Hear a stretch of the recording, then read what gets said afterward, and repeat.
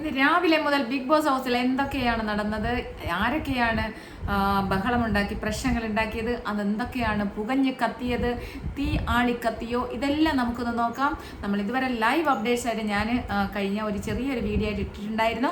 ഇപ്പം നമുക്ക് ഇന്നത്തെ മുഴുവൻ അപ്ഡേറ്റ്സ് നോക്കാം. രാവിലെ അനീഷുമായിട്ട് മസ്താനിയായിട്ടൊരു വലിയ പ്രശ്നം നടന്നു. അപ്പോൾ ഇതെല്ലാം നമുക്ക് വിശദമായിട്ട് നോക്കാം. നിങ്ങൾക്ക് എൻ്റെ ചാനൽ ഇഷ്ടപ്പെടുകയാണെങ്കിൽ എല്ലാവരും ഒന്ന് സബ്സ്ക്രൈബ് ചെയ്തിട്ട് കാണണം കേട്ടോ. അതുപോലെ തന്നെ ഇഷ്ടപ്പെട്ടാൽ ലൈക്ക് ചെയ്യുക, നിങ്ങളുടെ അഭിപ്രായങ്ങൾ അറിയിക്കുകയും ചെയ്യാം.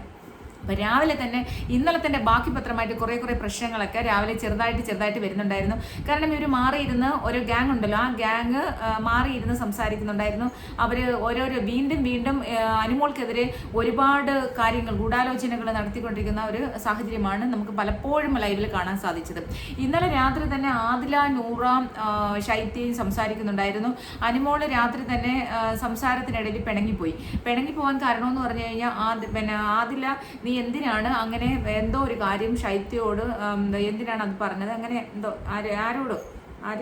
ആര്യനോടാണോ എന്തോ ഒരു കാര്യം പറഞ്ഞത് എന്തിനാണെന്ന് ചോദിച്ചു. അപ്പം പറഞ്ഞു അതെനിക്ക് പറഞ്ഞില്ല, എനിക്ക് ഒരു ഇതും തോന്നുന്നില്ല എന്ന് അനുമോളുടെ സ്റ്റേറ്റ്മെന്റിൽ ഉറച്ചു നിന്ന് അങ്ങനെ അത് ആദില പറഞ്ഞുകൊണ്ടേ ഇരുന്നപ്പോൾ അനുമോൾക്ക് ദേഷ്യം വന്ന് അനുമോൾ എഴുന്നേറ്റങ്ങ് പോയി. പിന്നെ അതിനുശേഷം ആദിലയോട് കൂടെ അനുമോൾ വന്നിട്ടില്ല. അനുമോൾ മസ്താനിയോട് കൂടി സംസാരിച്ചുകൊണ്ടിരിക്കുന്നതാണ് നമുക്ക് രാത്രി മുഴുവൻ കാണാൻ സാധിച്ചത്.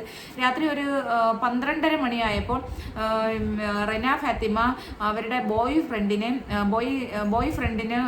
എന്താ പറഞ്ഞ ബർത്ത്ഡേ വിഷസ് ഒക്കെ എല്ലാവരും കൂടി ചേർന്ന് രേണു, സുധി, അക്ബർ, അപ്പാനി ഇവരെല്ലാവരും കൂടി ചേർന്നിട്ട് രാത്രി ഒരു 12 മണിയൊക്കെ ആയപ്പം ബർത്ത്ഡേ വിഷു പറയുന്നുണ്ടായിരുന്നു കേട്ടോ.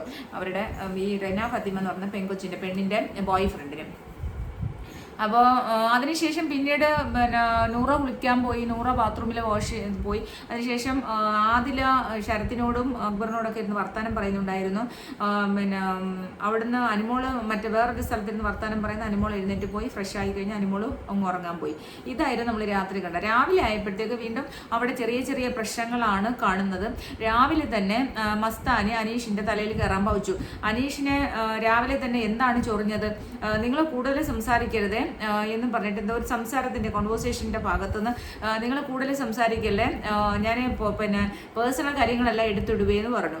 അപ്പോൾ പേഴ്സണൽ കാര്യങ്ങളെല്ലാം എടുത്തിടുവോ എന്ന് പറഞ്ഞപ്പോഴത്തേക്കും നിങ്ങളുടെ ഭാര്യ പിണങ്ങിപ്പോയ കാര്യം, നിങ്ങളുടെ ഭാര്യ പോയതൊക്കെ ഞാനങ്ങ് എടുത്തിടുവേ എന്ന് പറഞ്ഞു. അപ്പോൾ ഉടനെ മനീഷ് പറഞ്ഞു എൻ്റെ പേഴ്സണൽ കാര്യങ്ങൾ എടുത്തിട്ടല്ല, എനിക്കൊരു പ്രശ്നമില്ല, നീ എന്ത് വേണമെങ്കിലും എടുത്തിട്ടോ, എനിക്കതൊരു പ്രശ്നമുള്ള കാര്യമല്ല, നീ ധൈര്യമായിട്ട് പറയൂ, ധൈര്യമായിട്ടല്ല. അനീഷിൻ്റെ ഒരു സ്ലാങ് ഉണ്ടല്ലോ, ഒരെണ്ണം 5 പ്രാവശ്യം പറയും, ഇറിറ്റേറ്റഡ് സ്ലാങ് ആണല്ലോ, അത് അയാളുടെ ഗെയിമാണ്. അപ്പം അങ്ങനെ പറഞ്ഞുകൊണ്ടിരുന്ന ഇഷ്ടംപോലെ പ്രാവശ്യം പറഞ്ഞപ്പോൾ നമ്മുടെ ജിഷിൻ കിച്ചൻ്റെ മുന്നിൽ കുറച്ച് ഫ്രണ്ടിലായിട്ട് അനീഷ് സാധാരണ സ്ഥിരമായിട്ട് നടക്കുന്ന സ്ഥലത്താണ് ഇതൊരു സംഭവം.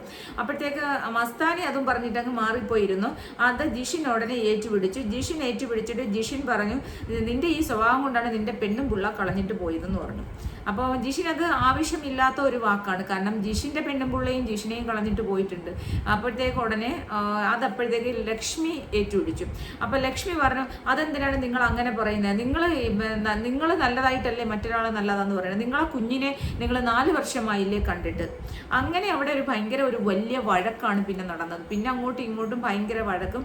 ലാസ്റ്റ് അത് കെട്ടടങ്ങി. കാരണം അതൊരിക്കലും ജിഷിൻ മോഹൻ പറയാൻ പാടില്ല, കാരണം ജിഷിൻ മോഹൻ്റെ ലൈഫ് നമുക്കിവിടെ പുറത്തറിയാവുന്നതാണ് പ്രേക്ഷകർക്ക്. അപ്പോൾ വേറൊരാളിൻ്റെ ലൈഫിൽ അപ്പം ലക്ഷ്മി പറഞ്ഞ ഒരു പോയിന്റ് കറക്റ്റാണ്. അയാൾ കാരണമാണോ അയാളുടെ ഭാര്യ പോയതോ അതോ ഭാര്യയുടെ കാരണമാണോ, അത് രണ്ടുപേരും കൂടി അവരുടെ അണ്ടർസ്റ്റാൻഡിങ് വേണ്ടാന്ന് വെച്ച് രണ്ടുപേരും കൂടി പിരിയാന്ന് വിചാരിച്ചതാണോ, ഇതൊന്നും നമുക്കറിയില്ല.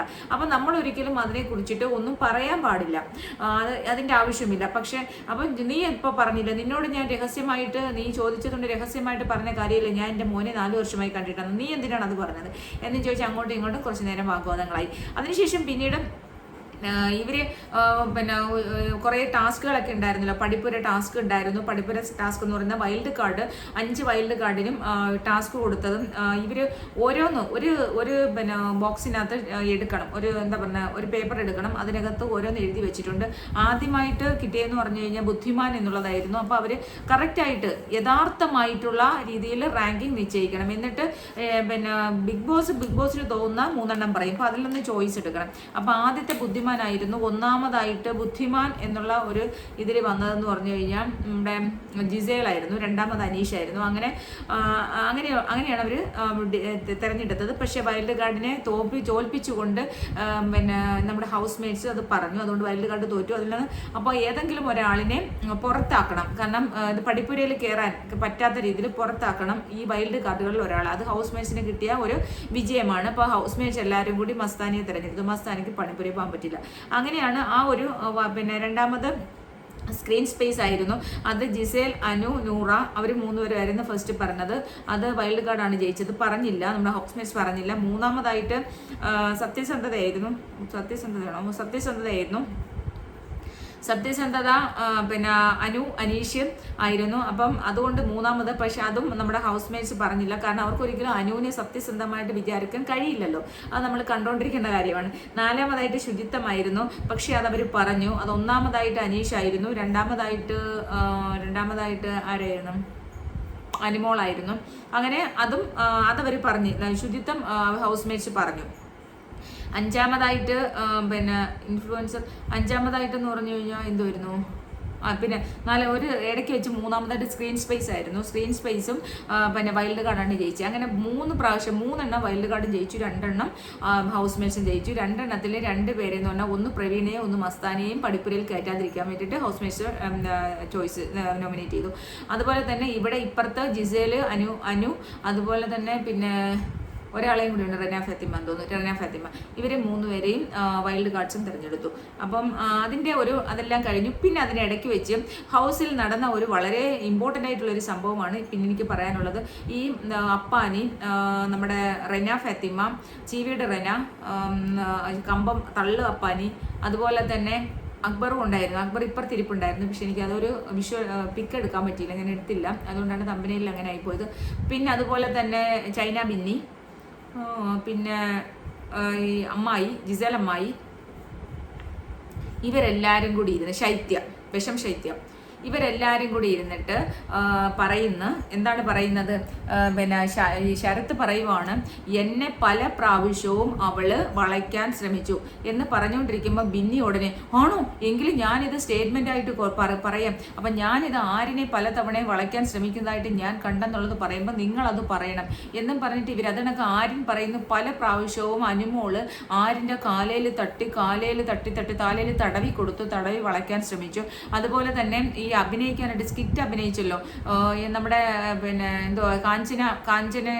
കാഞ്ചനയുടെയും മൊയ്തീൻ്റെയും. അത് അഭിനയിച്ചപ്പോൾ അവൾ എന്നെ കെട്ടിപ്പിടിച്ചു. അപ്പോഴൊന്നും അവർക്കൊരു പ്രശ്നമില്ലായിരുന്നു. അപ്പോൾ അവൾക്ക് ഫോർവേഡ് ചിന്തിക്കാമായിരുന്നു. ഞാനും ജിസേലും കെട്ടിപ്പിടിച്ച് കിടന്നപ്പോഴാണ് അവൾക്ക് ഫോർവേഡ് തിങ്ക് ചെയ്യാൻ പറ്റാത്തത് എന്നും പറഞ്ഞിട്ട് അവളെന്നെ വളയ്ക്കാൻ ശ്രമിച്ചു. അത് വളരെ മോശമായിട്ട് രീതിയിൽ എല്ലാവരും കൂടി ഇരുന്ന് ഇപ്പോഴും കുറച്ച് നേരത്തെ ലൈവിലിരുന്ന് അവരത് തന്നെ പറയുന്നത്. ഈ ബിന്നിയൊക്കെ പഠിച്ചു എന്ന് പറയുന്നത് നമ്മൾ സ്കൂള് കണ്ടിട്ടുണ്ടോ എന്ന് ഇപ്പോൾ ഒരു സംശയമാണ്. നാണമില്ല ഇവക്കൊക്കെ. എനിക്ക് അതിശയം തോന്നുന്നു. കാരണം ഒരു സ്ത്രീയെ മോശക്കാരിയാക്കാൻ വേണ്ടിയിട്ട് പിന്നെ ഇല്ലാത്ത കാര്യം പറഞ്ഞുണ്ടാക്കുന്ന അവരെ കൂടെ ചേർന്ന് എന്നിട്ട് എന്ത് കിട്ടാൻ? ഈ ബിന്നിക്കൊക്കെ ഇത്രയായിട്ടും ഈ വൈൽഡ് കാർഡ്സ് ഇത്രയും വന്ന് പറഞ്ഞിട്ട് മനസ്സിലാവുന്നു. അവരെ കൂടെ ഈ ബെസ്റ്റ് ഫ്രണ്ട് എന്ന് പറഞ്ഞാൽ ഇവളീ ശൈത്യ എന്ന് പറയുന്നവളോട് ചേർന്നിരിക്കുന്നത്. നോക്കണേ, നമ്മൾ ഓരോ ആൾക്കാരെ ഫ്രണ്ട്ഷിപ്പിലേക്ക് വരുത്തുമ്പോൾ ഇവരുടെയൊക്കെ ഒരു ക്യാരക്ടർ ഞാൻ ആലോചിക്കുകയാണ്. അപ്പം പിന്നെ അനിമോള് മഹാമോശമാണ്, ആണുങ്ങളെ വളയ്ക്കാൻ നടക്കുന്നവളാണ് എന്നിവിടെ ഇവർ വരുത്തി തീർക്കുകയാണ്. അത് എന്നെങ്ങനെയാണ് ഒരു ക്യാമറ ടേബിളിൽ ഇവർ എല്ലാവരുടെയും കൂടിയാലോചനയ്ക്ക് ഇരിക്കുന്ന ഒരു ഇതുണ്ടല്ലോ, സോഫ ഉണ്ടല്ലോ, അവിടെ നടുക്കൊരു ക്യാമറ വെച്ചിട്ടുണ്ടല്ലോ. ആ ക്യാമറയെ ഫോക്കസ് ചെയ്തിട്ട് എല്ലാം പറയുവാണ്. അവർ വിചാരിക്കുന്ന ക്യാമറ സൂം ചെയ്യുന്നു, ഇടയ്ക്കിടയ്ക്ക് അവർ പറയും ക്യാമറ സൂം ചെയ്യുന്ന ക്യാമറയുടെ ഫ്രണ്ട് വശത്തിരിക്കുമെന്ന്. അങ്ങനെ ഇത് നാട്ടുകാരിൽ പ്രേക്ഷകരിലേക്ക് എത്തിക്കാനാണ് ശ്രമിക്കുന്നത്. പക്ഷേ ഇവർക്ക് ഇത് നെഗറ്റീവായിട്ടാണ് വരുന്നത്. ഇവർ ഇത്രയും വിഷങ്ങളാണ്, പരദൂഷണക്കാരാണ്, ഇത്രയും വൃത്തികെട്ട ചിന്താഗതിക്കാരാണ് എന്നിവർക്ക് മനസ്സിലാവുന്നില്ലല്ലോ. ഞാൻ ആലോചിക്കുക, ഇത്രയും വൃത്തികെട്ട ചിന്താഗതിയാണ് എന്നുള്ളത് ജനങ്ങൾ മനസ്സിലാക്കിക്കൊണ്ടിരിക്കുകയാണ്. ഞാൻ തന്നെ ആലോചിക്കുന്നത്, ഇതും ഒരു സ്ത്രീയല്ലേ? ഈ റെനെ എന്ന് പറയുന്ന പെണ്ണിനും ഒരു ലൈഫുണ്ട്, അതേപോലെ ശൈത്യ എന്ന് പറയുന്ന പെണ്ണിനും ഒരു ലൈഫുണ്ട്. പിന്നെ ജിസേൽ അമ്മയുടെ കാര്യം നമുക്കറിയത്തില്ല, അവർക്ക് ലൈഫുണ്ടോ ലൈഫില്ല, അവർക്ക് നല്ല പ്രായവും ഒക്കെ ഉള്ളവർ, അവരിതെല്ലാം കഴിഞ്ഞ് കിടക്കുന്ന ആൾക്കാർ, അവരെ കുറിച്ച് നമ്മൾ ബോധോടാൻ പോലും ആവുന്നില്ല. ഈ ശരത്തപ്പാനി എന്ന് പറയുന്നവന് ഭാര്യയും 2 മക്കളും ഉണ്ട് ഇവിടെ. ഇവനൊക്കെ ഇതിങ്ങനെ ഒരു പെങ്കൊച്ചിനെ കുറിച്ച് ഇത് പറയുമ്പോൾ ഇവരെന്താണ് വിചാരിക്കുന്നത്? ഇതെന്തോ നാട്ടുകാർ ഇതെല്ലാം അംഗീകരിക്കും, പോസിറ്റീവ് ആവുമെന്നോ? എന്ത് വൃത്തികേടാണ് പറയുന്നത്? ഇത്രയും വിവരമില്ലാത്ത ജന്തുക്കളെ എൻ്റെ ജീവിതത്തിൽ എനിക്ക് ചിന്തിക്കാൻ കൂടി സത്യം പറഞ്ഞാൽ കഴിഞ്ഞ ബിഗ് ബോസുകളിലൊന്നും ഇത്രയും ആൾക്കാരില്ലായിരുന്നു. നമ്മൾ ഇവിടെ നമ്മൾ കണ്ടുകൊണ്ടിരുന്നത് ആരെയാണ്? നമ്മുടെ എന്താ കൊച്ചിൻ്റെ പേര് ജാസ്മിൻ ജാഫറിനെയും ഗബ്രീനെ കണ്ടുകൊണ്ടിരുന്നത്. പക്ഷെ എന്നിട്ട് പോലും ഹൗസിലുള്ള ഒരാൾ പോലും അവരെക്കുറിച്ച് മോശം പറഞ്ഞില്ല. അത് നമ്മൾ ചിന്തിക്കണം. നമ്മൾ കണ്ടത് കൊണ്ടാണ് നമ്മൾ ഇവിടെ ഇരുന്ന് വളവളവളാന്ന് അവരെ മോശം പറഞ്ഞത്. നമ്മളെ ബിഗ് ബോസ് കാണിച്ചു. ബിഗ് ബോസ് ആരെയും നെഗറ്റീവ് ആക്കാൻ വേണ്ടി നടക്കുന്ന ആളാണല്ലോ. പക്ഷേ അവിടെയുള്ള ഹൗസ് മേറ്റ്സ് ആരും അവരെ വളരെ മോശമായിട്ട് പറഞ്ഞില്ല. എന്നിട്ടും അവർ സപ്പോർട്ട് ചെയ്തത്. ഇടയ്ക്ക് നമ്മൾ ഈ പുറത്തുനിന്ന് വന്ന വൈൽഡ് കാർഡ്സ് 50-60 ദിവസം ആയപ്പോഴാണ് വൈൽഡ് കാർഡ് കയറിയത്. അപ്പോൾ അവർ പറഞ്ഞു കൊടുത്തിട്ട് പോലും അവരെ സപ്പോർട്ട് ചെയ്ത് നിന്നിട്ടേ ഉള്ളൂ. പിന്നെ അതുപോലെ തന്നെ എന്തെങ്കിലുമൊക്കെ ചെറിയ ചെറിയ കാര്യങ്ങൾ മാത്രമേ ഇതേ കണക്ക് എല്ലാവരും കൂടി ആലോചിച്ച് ഒരു സ്ത്രീയെ വളരെ മോശക്കാരിയാക്കി അവള് ഒരു തെറ്റ് കണ്ട് പറഞ്ഞപ്പോൾ, അവളെ മോശക്കാരിയാക്കാൻ ശ്രമിച്ചപ്പോഴാണ് അവൾ പറഞ്ഞത്. തെറ്റ് കണ്ട് പറഞ്ഞപ്പോൾ അതിനെതിരെ അവളെ മോശക്കാരിയാക്കാൻ ശ്രമിക്കുന്ന ഒരു പ്രവണത ഇതുവരെയുള്ള ബിഗ് ബോസിൽ ഉണ്ടായെന്ന് എനിക്കറിയത്തില്ല കേട്ടോ. ഞാൻ ഇതുവരെ കണ്ടിട്ടില്ല.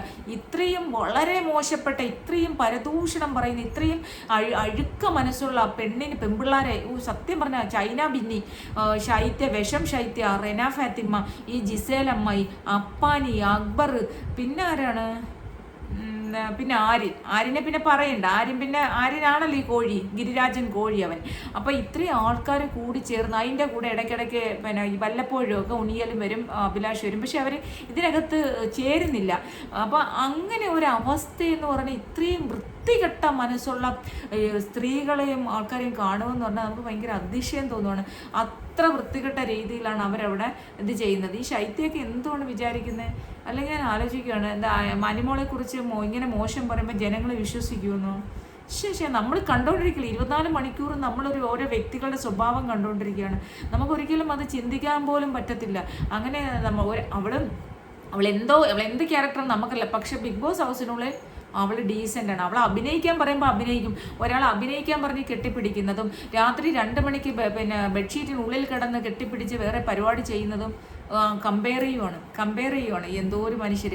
അപ്പോൾ ഇത്രയാണ്. നെക്സ്റ്റ് വീഡിയോ ഞാൻ അടുത്ത വീഡിയോ ആയിട്ട് വരാം. കാരണം ആദില നൂറ, അതേപോലെ അനീഷിനെ കുറിച്ചിട്ട് എനിക്കൊരു വീഡിയോ ഇടാനായിട്ട് ഞാൻ നെക്സ്റ്റ് വീഡിയോ വരാം. എല്ലാവരും വെയിറ്റ് ചെയ്യട്ടോ. നിങ്ങളൊക്കെ കാണണമായിട്ട് എല്ലാവരും സബ്സ്ക്രൈബ് ചെയ്ത് സപ്പോർട്ട് ചെയ്യണം കേട്ടോ. ഓക്കെ.